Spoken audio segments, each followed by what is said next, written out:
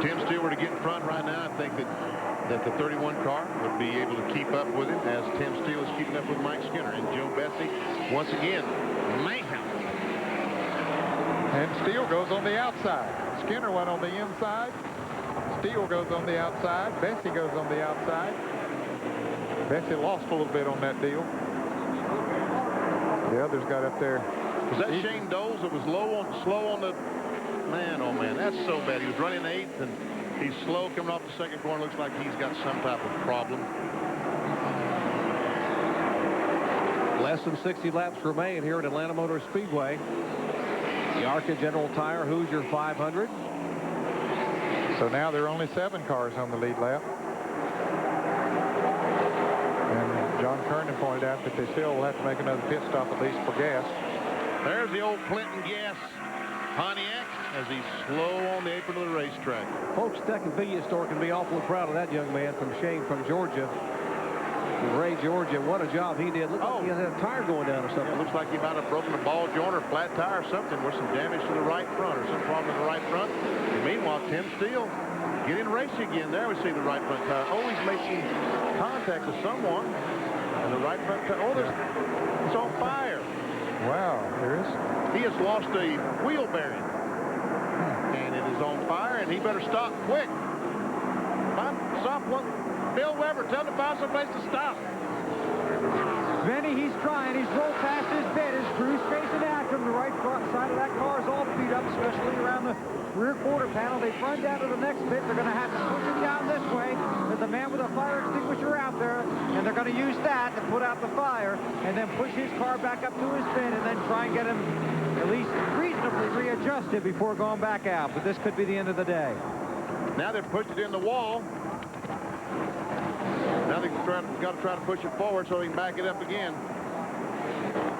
Tough day for Shane. Boy, he had no brakes. He couldn't get the car stopped. You see all the chemical being sprayed in there. Shane had a 6th-place finish at Pocono this year, so he was looking to improve on that. He was running 8th here, the final car on the lead lap when he had that problem. Is now in the pits. Our leader, car number 31, Mike Skinner, trying to become just the 5th driver in ARCA competition to win the season finale from the pole. We'll be back. Stay with us. Atlanta Motor Speedway, less than 55 laps to go in this 500-kilometer ARCA event. Car number 31, Mike Skinner, our pole sitter, his 3rd ARCA start. Trying to pick up a win. Tim Steele, the 1993 ARCA champion. That's his roof Ken. You're riding along with. He's in 2nd spot. And Joe Bessie has reeled him back in. Yeah, he was about a half straightaway behind, but he's reeled him back in. He's back again. There we look at the field summary. Blaze Alexander still in 5th. Bob Hills in 4th. Dave Blaney, Andy Hillenberg, Mark Stahl, Ricky Ware, and Billy, and Frank Kimmel, the 10th place car. 5 laps down. And there you see Bowser. Even though he's 7 laps down, every time somebody drops out, it moves up another position.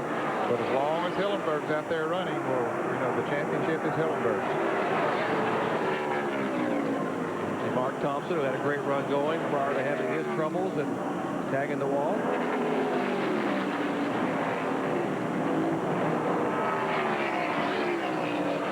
See Jimmy Horton back in 33rd position once again. The reports are that Jimmy is okay. He was taken by Lifeline to a nearby hospital. He has a swollen eye and obviously going to be bruised and sore, but that tumble he took in turn 2, that violent impact, able to walk away, a tribute to how well these cars are built. You're told the car number 0, Delmont Howard, has come back out of the garage area and is back in the race.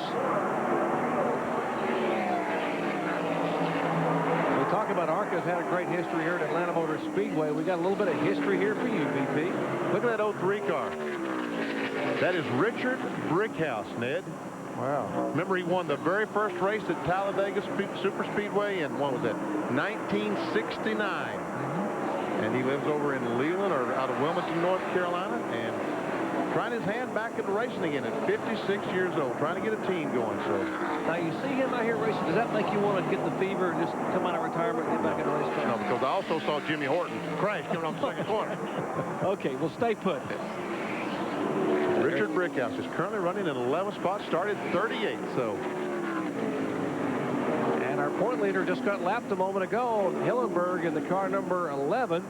There's a 21. He is being shown in 7 laps down in 13th position. So he continues to climb as cars fall back. Now, Hillenberg, even though he went a lap down, he still is in 7th place. He's in a lap by himself. Nobody else is the next car, the 32 car, is another lap behind him. He is 2 laps down, Mark Stahl. So Hillenberg is still in good shape. He's riding now. We might mention that Bobby Bowser may not win the championship by virtue of winning 6 poles this year. He wins a $10,000 AC Rapid Fire pole and win bonus from ARCA. So there is a lot of contingency money put up for the ARCA folks, and Bowser will pick up that 10 grand. Here's the 8th place car on pit road. There's Mark Stahl that Ned was talking about just a moment ago. Petron Plus automobile. Now, he was already 2 laps down. With this pit stop, he'll go at least another lap down. But this should be his last pit stop of the day. He should be able to go the distance from here. 47 laps to go. And we talk about people winning all this money. 10,000 that goes to this guy, 10,000 to that guy. Back when you won the championship in 68, 69, did you have all those bonus plans, all that money coming to you? Oh, yeah. Probably, you know, there were $100 and $200. I think I ended up getting about $5,400. For the championship? Yeah. And this champion will probably get $150,000, somewhere around $150,000. And these guys, man, they still are bumper to bumper practice. Those cars, as you mentioned earlier, are very equal as they go around Bobby Bowser in the car number 21. Well, the laps are winding down. What about the pit strategies here in the late lap? Let's check in first with Bill Weber. Well, Jerry, Mike Skinner pitted on lap 112, and I talked to David Smith, who will be the crew chief for Dale Earnhardt next year, one of the men working on this crew here today. And he said what they wanted to do was to get at least 46 laps before they came in and got fresh tires. That would leave 46 laps remaining. The key to that is the most green flag laps, or the most laps they put on a set of tires so far today, was 27. So they didn't know how the car would be handling. They said it was all up to Mike. I just checked with Will Lynn, who was the championship crew chief in Mike's Super Truck. He said the car's fine, they're doing fine, and they passed that 46 lap mark. Let's go down pit road for more strategy from John Kernan. Well, as far as Tim Steele and Joe Bessie go, they're kind of on the same type of ride right now. We're looking at pit stops for them between lap 175 and lap 180 to 185. Now, whether they would come in and take on 4 tires, 2 tires, or fuel only to get them to the finish, that's something their crews will not give up. But I'm sure that what Mike Skinner does, if he will be the first to pit among the 3 front runners, that will dictate what the other 2 teams would do. Well, that window they were talking about for Mike Skinner, 46 laps would have put him in around lap 158. As you heard Bill say, they've gone past that mark 3 laps ago, so we are showing 161 laps complete. They on fuel could go to lap 175, which is what John Kernan was saying that possibly Bessie and Steele will do. So that can set up quite a pit stop on that last if we stay green. And Steele should be able to go farther because he made a pit stop after the others, so he should be able to go even farther than the others. And I think the advantage there would be possibly catching a caution. So it will be interesting if they all do have to stop. Well, and when we assume that they do all have to stop, is when they do it.